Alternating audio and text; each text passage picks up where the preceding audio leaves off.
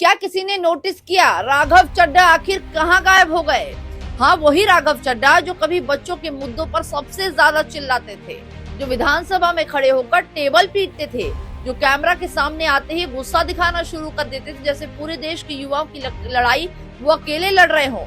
लेकिन आज जब देश का सबसे बड़ा एजुकेशन स्कैम सामने आया है, नीट पेपर लीक, लाखों छात्र का भविष्य दांव पर है, बच्चे सुसाइड कर रहे हैं, माँ बाप रो रहे हैं, पूरा देश जवाब मांग रहा है और राघव चड्ढा सन्नाटा।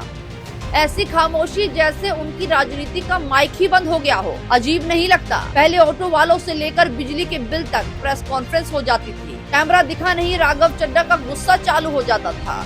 लेकिन अब जब छात्रों का भविष्य बर्बाद हो रहा है तब ना तो सड़क पर दिखाई दे रहे हैं, ना टीवी पर, ना कोई बड़ा आंदोलन और ना कोई बड़ी आक्रोश। और सवाल सबसे बड़ा यही है, क्या बीजेपी के करीब आते ही नेताओं की आवाज बदल जाती है? क्योंकि जनता तो सब देख रही है। पहले जो नेता सरकार को दिन रात घेरते थे, आज वही सिस्टम पर सवाल पूछने से डरते दिखाई क्यों दे रहे हैं?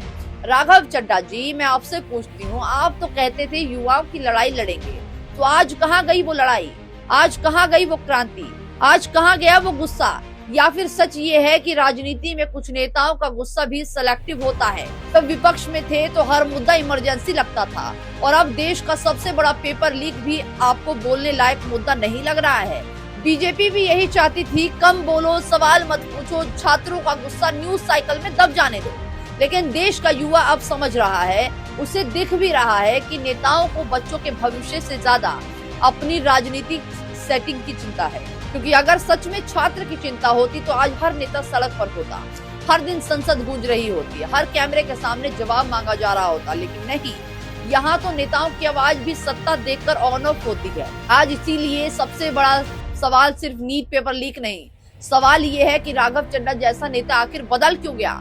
क्योंकि जनता को पुराना वाला राघव चड्ढा याद है, बस शायद राघव चड्ढा खुद उसे भूल चुके हैं। आपको क्या लगता है? कमेंट में जरूर बताइएगा और मुझे फॉलो करना बिल्कुल मत भूलिएगा।